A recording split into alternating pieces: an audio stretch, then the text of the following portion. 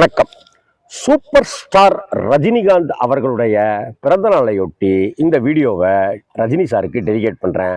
முக்கியமாக தலைவருடைய ரசிகர்கள் அத்தனை பேருக்கும், கோடிக்கணக்கான ரசிகர்களுக்கும் இந்த வீடியோவை டெடிகேட் பண்ணுறேன். ரஜினி சாருடைய திரை வாழ்க்கைங்கிறது ரொம்ப சாதாரணமானதுன்னு நம்ம நினச்சிட்டு இருக்கிறோம். ரஜினியாக இருந்து பார்த்தால்தான் ரஜினியினுடைய கஷ்டங்கள் தெரியும் அப்படிங்கிற மாதிரி சூப்பர் ஸ்டார் அப்படின்ற ஒரு பட்டத்துக்கெல்லாம் இன்னைக்கு அடியா அடிச்சுக்கிறாங்க. ஆனா அந்த பட்டத்தை நோக்கி அவர் கடந்து வந்த பாதை இருக்குல்ல, சும்மா ஓவர் நைட்ல அப்படி வந்துடல ரஜினி சார். ஒவ்வொரு படமும் அவருக்கு அப்படி கிடைச்சதுன்னு தான் சொல்லணும். இயக்குனர் சிகரம் கே பாலச்சந்தர் சாரால அறிமுகப்படுத்தப்பட்ட சூப்பர் ஸ்டார் ரஜினிகாந்த் சாருக்கு அடுத்தாப்புல பஞ்சு அருணாசலம் சார் அடுத்தடுத்த படங்களை கொடுக்குறாரு. கவிக்குயில் மாதிரியான படங்கள்ல கொடுக்குறாரு. கவிக்குயில் சொல்லும்போது உங்களுக்கு ஒரு சின்ன விஷயம்தான், எத்தனையோ படங்கள்ல ரஜினிக்கு ஜோடியாக நடித்த ஸ்ரீதேவி அவர்கள் இந்த திரைப்படத்துல ஸ்ரீதேவி தங்கச்சியா நடிச்சிருப்பாங்க, ரஜினிகாந்த் அண்ணனா நடிச்சிருப்பாருங்கிறது ஒரு புதுமையான விஷயம்னு எனக்கு சொல்ல தோணுது. இதெல்லாம் தாண்டி ரஜினியினுடைய கரியர்ல அபூர்வ ராகங்கள் பெருசா தெரியல, 3 முடிச்சு கவனம் ஈர்த்து ரசிகர்கள் உருவாக ஆரம்பிச்சாங்க. அதற்கு அடுத்து வந்த அவர்கள் திரைப்படம் அதுவும் இன்னும் கொஞ்சம் கவனம் செலுத்த வச்சுது.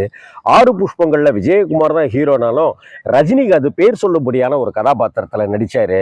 பைரவின்னு ஒரு திரைப்படம் வருது. அப்படி இப்படின்ட்டுலாம் அவருடைய கிராஃப் ஏறிக்கிட்டே இருக்கிற சமயத்துல பெரிய நிறுவனங்கள் அப்படின்னு சொல்லி பார்த்தாக்க அந்த காலகட்டத்தில் ஒரு பக்கம் தேவர் ஃபிலிம்ஸ், இன்னொரு பக்கம் சுஜாதா சினியார்ஸ் கே பாலாஜி, இவங்க 2 பேருமே ரஜினியை புக் பண்ணுறாங்க.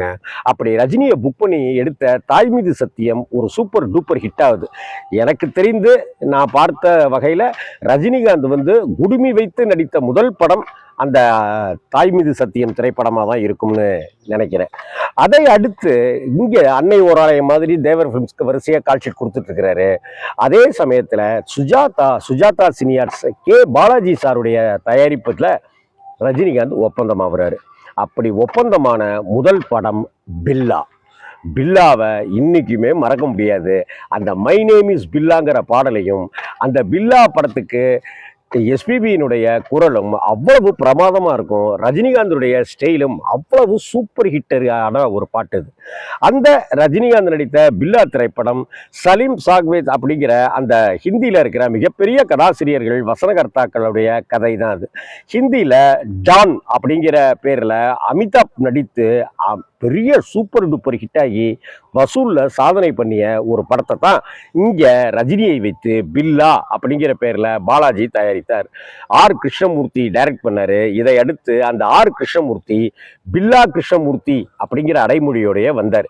இந்த படத்தை பொறுத்த வரைக்கும் பில்லாவில் ரஜினிக்கு ஒரு கோட்டு போட்டிருப்பாங்க.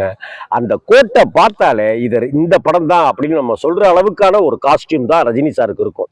அதே போல ஒரு பெண் தன்மை கொண்ட கேரக்டராக ராஜப்பா அப்படிங்கிற கேரக்டர்ல வெத்தலை பாக்க போட்டுக்கிட்டு ரஜினி நடிச்சிருக்கிற ஒரு அப்பாவித்தனமான கேரக்டர் கூட அதுக்கு முன்னாடி எந்த படத்திலையுமே ரஜினி செய்யாத ஒரு விஷயம். ஏன்னா அதற்கு முன்னாடி வரைக்கும் ரஜினி சார் கொஞ்சம் வில்லத்தனமான ஒரு விஷயங்கள்ல தான் ஈடுபட்டு இருந்தாரு.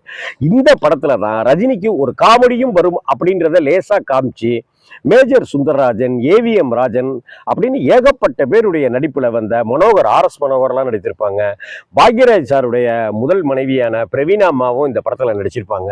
நிறைய பேர் நடித்த இந்த படம் பெரிய ஹிட் அடித்தது, பெரிய பெரிய வசூலை கொடுத்துச்சு. ரஜினிக்கு அன்னைக்கு தேதிக்கு என்ன சம்பளமோ அதை விட ஒரு 5 மடங்கு சம்பளம் அதிகமாக வந்ததுக்கு இந்த படத்தினுடைய வெற்றி ஒரு காரணம். இந்த பில்லா திரைப்படத்தை பொறுத்த வரைக்கும் இன்னொரு சுவாரஸ்யமான விஷயமும் இருக்கு. பில்லா படத்துல ரஜினிகாந்துக்கு ஜோடியாக யாரை முதல்ல கூப்பிட்டார் தெரியுமா பாலாஜி? ஜெயலலிதா அவர்களை. ஜெயலலிதா அவர்கள் அப்ப படங்கள்ல நடிக்கிறத குறைச்சிட்டு இருந்த அந்த சமயத்துல ஏன் ஜெயலலிதாவை இந்த படத்துல நடிக்க வைக்க கூடாது அப்படின்னு சொல்லி பாலாஜி கூப்பிட்டாரு. பாலாஜியும் ஜெயலலிதாவும் நல்ல நண்பர்கள். பாலாஜி தயாரித்து நிறைய படங்கள்ல அவங்க நடிச்சிருக்காங்க. இன்ஃபேக்ட் பாலாஜி தயாரித்து அவங்க நடித்த, ஜெயலலிதா நடித்த எங்கிருந்தோ வந்தாள் மாதிரியான படமா இருக்கட்டும், இன்னும் எத்தனையோ படங்களா இருக்கட்டும், எல்லாமே அவருக்கு மிகப்பெரிய நடிப்பு அரசி அப்படின்னு ஜெயலலிதாவுக்கு பேர் வாங்கி கொடுத்த படங்கள். அப்படிப்பட்ட ஜெயலலிதாவை இந்த படத்துக்கு புக் பண்றாங்க. சரி நடிக்கிறேன் அப்படின்னு ஜெயலலிதா சொல்லிடுறாங்க. ஆனால் ஒரு 10 நாள் கழித்து ஜெயலலிதா அவர்கள் இவங்களை கே பாலாஜி அவர்களை கூப்பிட்டு நான் நடிக்கலைங்க, சாரி தப்பா எடுத்துக்காதீங்க அப்படின்னு சொல்லிடுறாங்க. பாலாஜி அவர்கள் பரவாயில்ல அப்படின்னு சொல்லிடுறாரு. இதற்கு பின்னணியில எம்ஜிஆர் இருந்ததாகவும், எம்ஜிஆர் அன்னைக்கு வளர்ந்துட்டு இருக்கிற ரஜினி கூட ஜெயலலிதாவை நடிக்க வைக்கக்கூடாது அப்படின்னு நடிக்கக்கூடாதுங்கிறதுல அவர் உறுதியாக இருந்ததாகவும் ஒரு விஷயம் சொல்லப்படுறது. அதுல என்ன எது நிஜம் எது பொய்ங்கிறது தெரியல. அதே போல ஜெயலலிதா நடிக்கிறதுல இருந்து நிப்பாட்டிட்டு ஜெயலலிதாவை அரசியலுக்குள்ளார முழுமையாக கொண்டு வரணுங்கிறதுலையும் எம்ஜிஆர் தீவிரமாக இருந்தாரு. அதனாலதான் இந்த படத்துல ரஜினிக்கு கூடவோ பில்லா படத்திலேயோ பாலாஜி தயாரிக்கிற படத்திலேயோ நடிக்க வைக்கல, வேணான்னு சொல்லிட்டாரு அப்படின்ற ஒரு தகவலும் உண்டு. இதுல என்ன காரணத்தினால பாலாஜியினுடைய படத்துல ரஜினிக்கு ஜோடியா ஜெயலலிதா நடிக்கிறேங்கிறது நமக்கு இதுவரைக்கும் அது தெரியல, ஒரு புரியாத புதிர் தான்.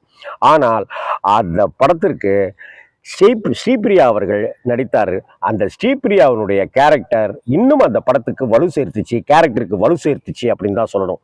ஒரு பக்கம் அந்த பில்லாவையே பழிவாங்குகிற கதாபாத்திரமாக ஸ்ரீபிரியா நடிச்சிருப்பார்.